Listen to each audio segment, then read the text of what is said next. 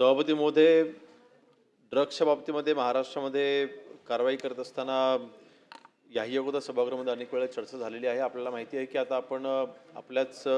आपणच 2 अधिवेशनापूर्वी मकोकासारखा देखील आता आपण जर का संघटित गुन्हेगारी असेल तर आपण त्याच्यावर गुन्हे दाखल करतोय. पुन्हा महाराष्ट्रामध्ये आजपर्यंत जवळपास एक 14 केसेसमध्ये आपण मकोका देखील ड्रग्सच्या केसेसमध्ये आपण दाखल केलेला आहे. ही सुरुवात आपण केलेली आहे.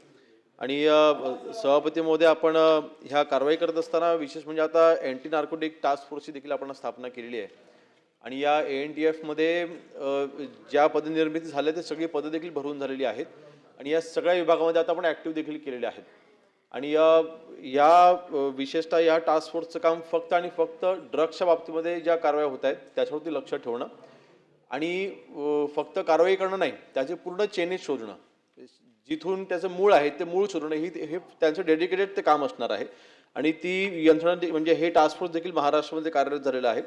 स्पेसिफिक आपला जो प्रश्न आहे तो जी काही आपल्या जावळी तालुक्यामध्ये जी काही कारवाई झाली त्याच्यामध्ये मकोका हा लावला गेला पाहिजे अशी आपली मागणी आहे. परंतु मी आपला माहिती करता सांगतो, जे जवळपास 11 आरोपी आपण ह्याच्यामध्ये अटक केलेले आहेत. या 11 आरोपींना आपण मकोका आपण दाखल केलेला आहे आणि ह्यांच्या सगळ्यांवरती आपण तिथे कडक कारवाई आपण करतोय. आणि दुसरं म्हणजे कारखाने ज्या ठिकाणी आता मध्यंतर असं आढळलं होतं की काही MIDCs मध्ये किंवा जे काही मिनी MIDCs मध्ये आपल्या बंद पडलेल्या कारखान्यांमध्ये कोणतरी तिथे लपून छपून तिथे काही तिथे अपव्यवहार किंवा अशा पद्धतीने तिथे ड्रग्स निर्मितीचं काम करतंय आणि कुठलीही परवानगी घेतल्याशिवाय हे काम करताना आपल्याला आढळलं होतं. त्यावेळेला MIDC आणि पोलीस विभागाने एकत्र तिथे ड्राईव्ह घेतला होता.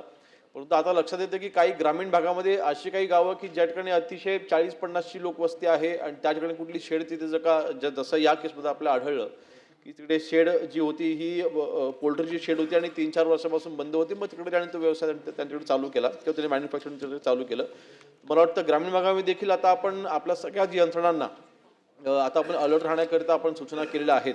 आणि जर का आवश्यक असलं ग्रामीण भागात देखील आपण हा विशेष ड्राईव्ह आपण राबवू.